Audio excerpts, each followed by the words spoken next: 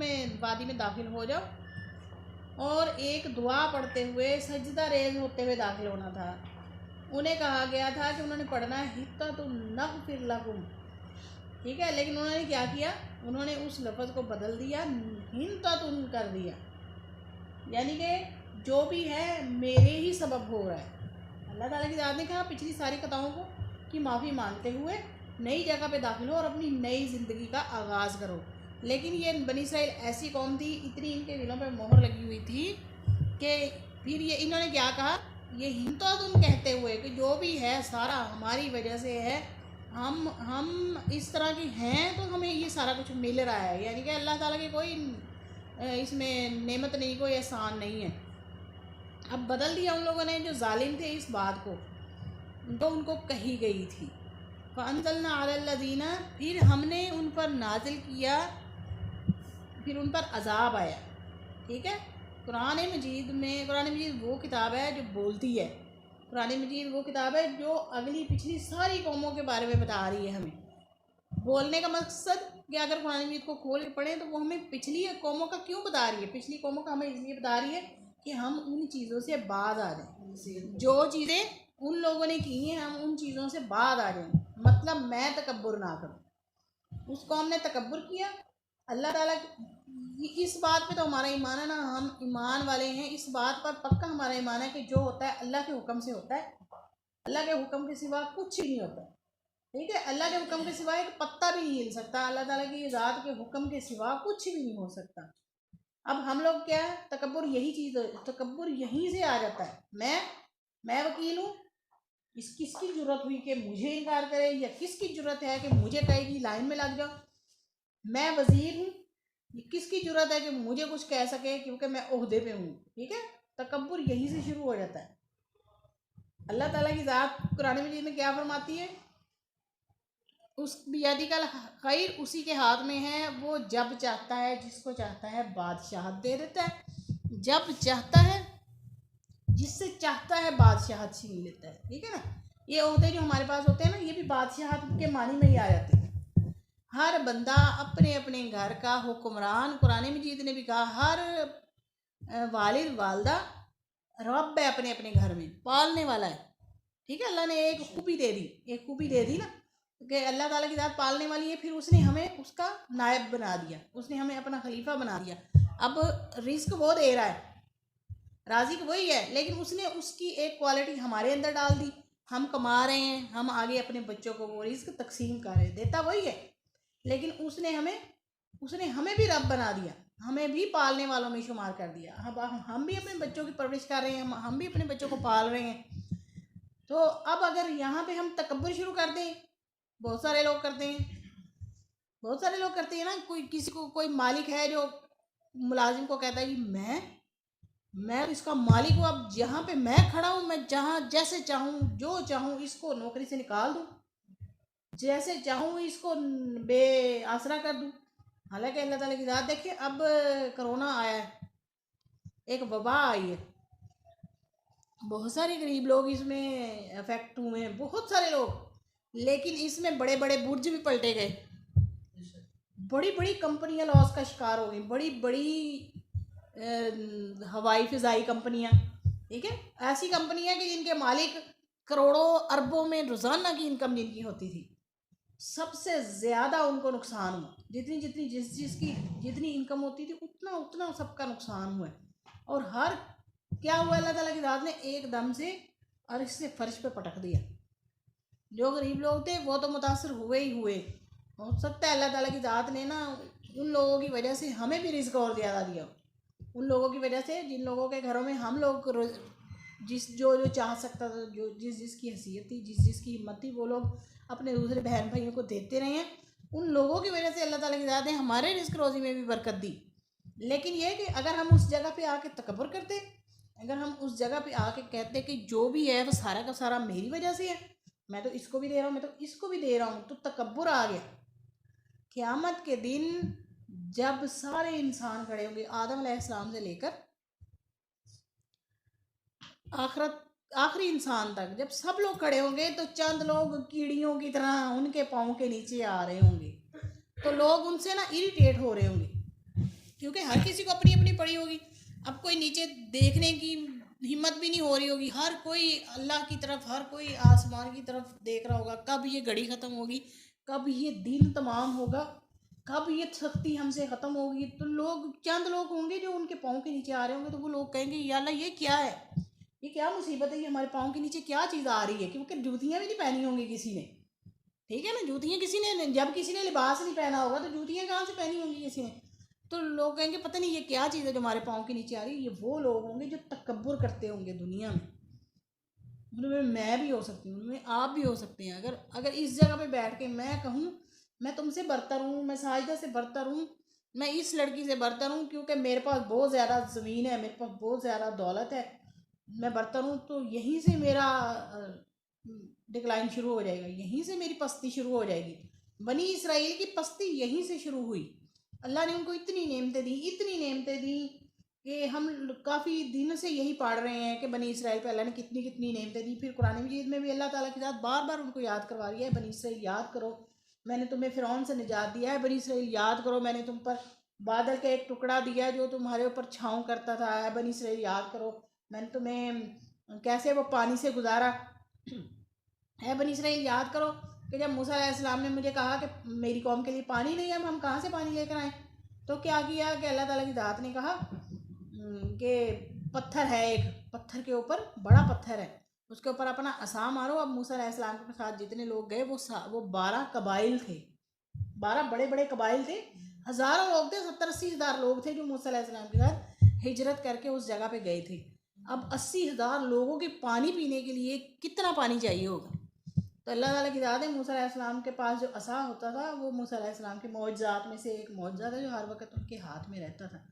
तो मूसा अलैहिस्सलाम को अल्लाह ताला की ज़ात ने जब वइज़िस्तस्क़ा मूसा लिक़ौमिही, जब मूसा अलैहिस्सलाम ने पानी मांगा अपनी कौम के लिए, तो अल्लाह ताला की ज़ात ने फरमाया फ़क़ुल नज़रिब बिअसाकल हजर, इस पत्थर पर अपना असा मारो। फ़नफ़जरत मिन्हु इस्नता अशरत आइना, बस उस पत्थर पे असा पड़ने की देर थी, उसमें से 12 चश्मे फूट पड़े, 12 अलग अलग से चश्मे। और हर कौम को बता दिया गया कद आलिमा कुल्लू उनासिम मशरबहुम, हर गिरोह ने, हर कबीले ने अपना अपना घाट देख लिया। हर मूसा अलैहिस्सलाम ने हर कबीले को बताया ये तुम्हारा घाट है, ये तुम्हारा है, ये तुम्हारा है। हाँ, सब 12 कबाइल के लिए अलग अलग से चश्मे थे जहाँ जहाँ से उन्होंने वो पानी भरना था। कुलू वशरबू, अब खाओ भी, खाने ऐसी जगह भेजा गया जो जरखेज़ ज़मीन थी, अब इसमें से इसे में उगाओ और खाओ। वशरबू, और पानी पीने के लिए भी तुम्हारे जारी हो गए चश्मे।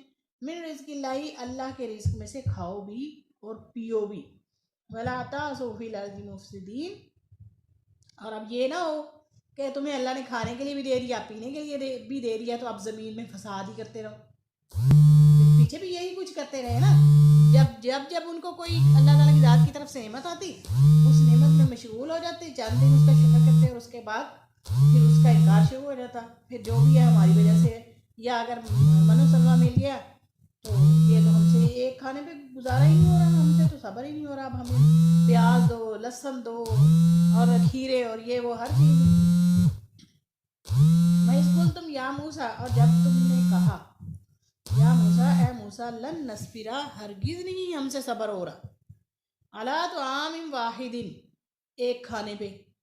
देखे ना, अल्लाह ताला की नेमत है, अल्लाह ताला की ज़ात है, पानी उनको बैठे बिठाए दे दिया। हम इस वक्त उस वक्त का तसव्वुर नहीं कर सकते। हम लोगों को घरों में बैठे पानी मिल रहा है, हम लोग बटन, मोटर का बटन चलाते हैं और मोटर में से पानी आता है और हमारे घरों में टैंकियों में पानी भर जाता है।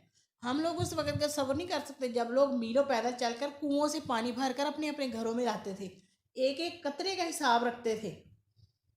आधे लोटे से वज़ू करना है, आधी बाल्टी से नहाना है, एक गिलास पानी पीना है, 2 गिलास पानी पीने हैं, ये इतने इतने पानी का हिसाब किताब होता था, क्योंकि वो पानी ज़ाया नहीं कर सकते थे। पानी लाते ही इतनी मुश्किल से थे, कुओं से भरकर पानी अपने अपने कंधों पर उठा कर लाना और फिर घर में आके वो उसको स्टोर करना और उसको इस्तेमाल करना, और तकरीबन डेली बेसिस पे रोज़ाना का पानी लेकर आना।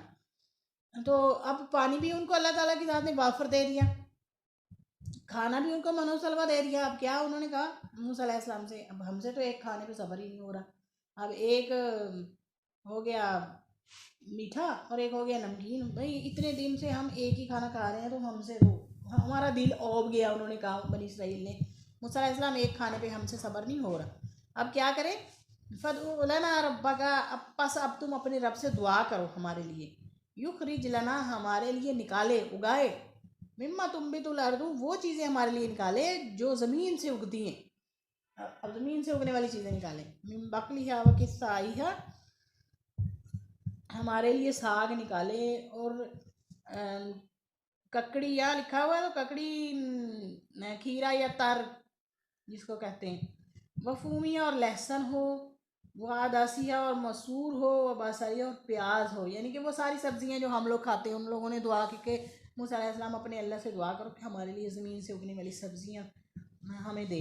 قال اتستبدلون الذی، موسیٰ علیہ السلام نے بڑی حیرانگی سے اپنی قوم سے پوچھا کیا تم تبدیل کرنا چاہتے ہو وہ چیز، ہوا ادنی بالذی ہوا خیر، تم ایک ادنا چیز جو اللہ تعالیٰ کی طرف سے تمہارے لیے نعمت کی گئی تم اس سے بدلنا چاہتے ہو؟ ایسی چیز جو اللہ تعالیٰ کی ذات کی طرف سے تمہارے لیے وہ بہتر ہے، تم اس کی جگہ نکمی چیز مانگ رہے ہو۔ اہبطوا مصر فإن لکم ما سألتم، چلو چلے جاؤ مصر میں۔ اچھا اب مصر میں چلے جاؤ، اب ہمارے لیے تو اب یہ ہے کہ نا ہم لوگ جہاں بھی چاہتے ہیں ٹیوب ویل لگاتے ہیں اور پانی نکل آتا ہے، ہماری قسمت میٹھا پانی ہو تو اچھی بات ہے، اگر میٹھا نہ ہو تو بھی ہمارے ہاں ایسا نہری نظام ہے کہ پانی ہمارے پاس پہنچ جاتا ہے۔ اب لیکن وہاں اس وقت کے زمانے میں لوگ اس جگہ جا کے آباد ہوتے تھے جہاں قریب قریب نہر ہوتی تھی، جہاں قریب قریب نہر ہو وہاں ارد گرد کا علاقہ زیادہ زرخیز ہوتا ہے، وہاں پہ سبزیاں وغیرہ ہر چیز زیادہ ہوتی تھی۔ تو اب مصر میں جو دریائے نیل تھا تو کہا گیا جاؤ اب مصر کے کنارے چلے جاؤ، وہاں تمہارے لیے اب وہ ساری چیزیں ہوں گی جو تم مانگ رہے ہو۔ ضربت علیہم الذلۃ والمسکنۃ، لیکن کیونکہ انہوں نے اللہ تعالیٰ کی ذات کی نعمت کی ناشکری کی تھی، اللہ کی ذات نے جو ان پہ نعمت دی ہوئی تھی اس کو کہا ہمیں یہ نہیں چاہیے، ہمیں کچھ اور دے، تو اللہ تعالیٰ کی ذات نے کیا کیا، جب وہ مصر میں گئے اللہ نے ان پر ناداری مسلط کر دی، تنگ دستی اتنی زیادہ آ گئی ان لوگوں پر کہ کھانے پینے کو ترس گئے، سبزیاں کیا آنی تھی کھانا ہی نہیں ملا، وہ بھٹکتے رہے اسی آبادی میں، کئی سال بھٹکتے رہے۔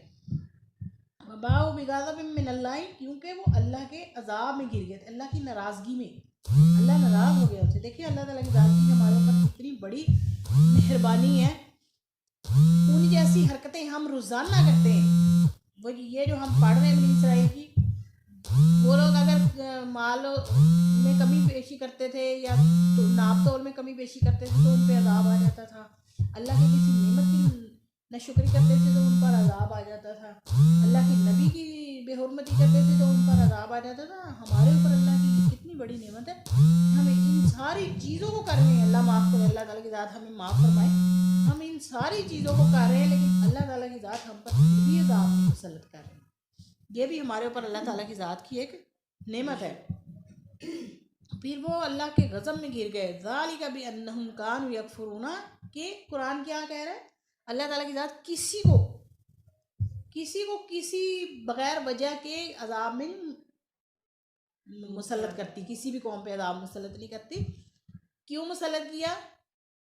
اس وجہ سے، ذالک بانہم کانوا یکفرون بآیات اللہ، صرف اس وجہ سے کہ وہ اللہ کی آیتوں کا انکار کر رہے تھے، اللہ کی آیتوں کا انکار کر رہے تھے۔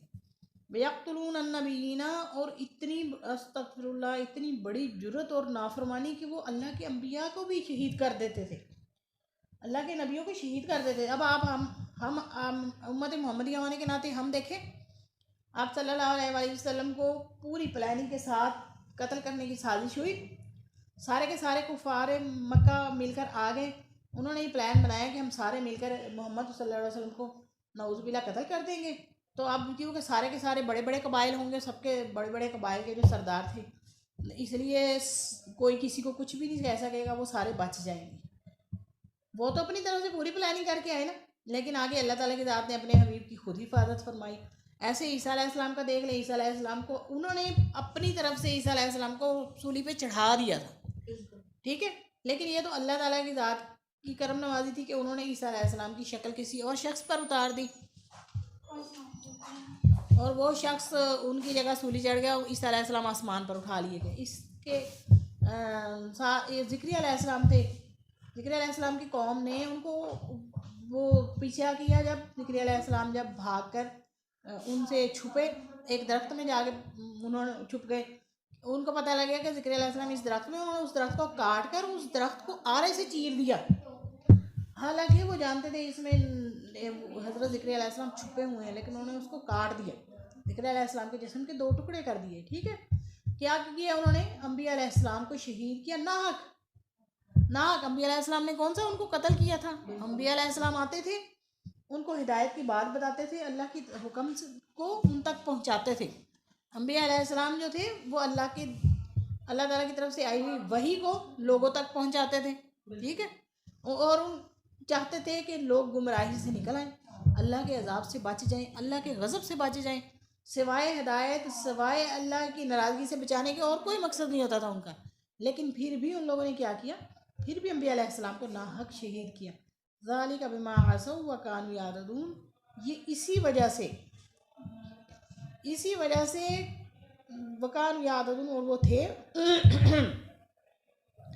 وہ کیونکہ بہت زیادہ حد سے بڑھنے والے تھے، حد سے تجاوز کرنا ہو گیا نا۔ ہمارے یہاں سب سے سخت فعل کیا ہوتا ہے؟ سب سے سخت سزا کس میں ہوتی ہے؟ قتل میں۔ سب سے سخت سزا قتل میں ہوتی ہے، کیوں؟ کسی بھی جان کو ناحق قتل کرنا سخت برا ہے، ٹھیک ہے، کبیرہ گناہوں میں شمار ہوتا ہے، قانوناً بھی شرعاً بھی۔ اور یہ دیکھیں کہ وہ انبیاء علیہ السلام کو اور اللہ کے راستے میں چلنے والوں کو ناحق شہید کرتے تھے۔ اب یہ حد سے بڑھ گئے تو اللہ تعالیٰ کی ذات نے ان کے اوپر کیا کیا کہ عذاب نازل کر دیا۔ ان الذین آمنوا، بے شک وہ لوگ جو ایمان لائے، والذین ہادوا، اور وہ لوگ جو یہودی ہوئے، والنصارى، اور وہ لوگ جو عیسائی ہوئے، والصابئین، وہ لوگ جو ستاروں کو پوجنے والے ہوئے، من آمن باللہ، ان میں سے جو بھی ایمان لائے گا۔ دیکھو ان الذین آمنوا، ایمان والوں کو بھی اس میں شامل کیا جا رہا ہے، یہودیوں کو بھی، عیسائیوں کو بھی، ستارہ پرستوں کو بھی، ان میں سے جو بھی ایمان لائے گا باللہ والیوم الآخری، اللہ پر اور آخرت کے دن پر، وہ عامل صالحا، اور نیک عمل کرے گا۔ صرف ایمان لانا کافی نہیں ہے، ان میں سے جو بھی ایمان لائے گا اللہ پر، آخرت کے دن پر، اور نیک عمل کرے گا، فلہم اجرہم عند ربہم، پس ان کے رب کے پاس ان کے لیے نیک اجر ہوگا، اچھا اجر ہوگا، ولا خوف علیہم ولا هم یحزنون، نہ ان کو کسی قسم کا کوئی ڈر ہوگا اور نہ ہی وہ کسی بات پہ غم زدہ ہوں۔ کس قسم کا ڈر نہیں ہوگا؟ جیسے ہم نے سورہ فاتحہ ہی شروع میں پڑھی ہے، سورہ فاتحہ میں کیا؟ غیر المغضوب علیہم ولا الضالین، ہم نے پناہ مانگی اس چیز سے کہ جس سے ہمارا خدا یا ہمارا اللہ ناراض ہو، اے اللہ ہمیں ان لوگوں کے راستے پہ چلا جو ہدایت والے تھے، ان لوگوں کے راستے سے بچا لے جن پر تیرا غضب نازل ہوا ہے۔ تو غضب نازل ہونے کے خوف سے، دوزخ کے خوف سے، اللہ کی ناراضگی کے خوف سے، ان سب چیزوں سے اللہ تعالیٰ کی ذات فرمانے کہ ہم پناہ میں آ جائیں گے اگر ہم نیک عمل کریں گے، اللہ پر ایمان لائیں گے اور آخرت پر ایمان لائیں گے۔ تو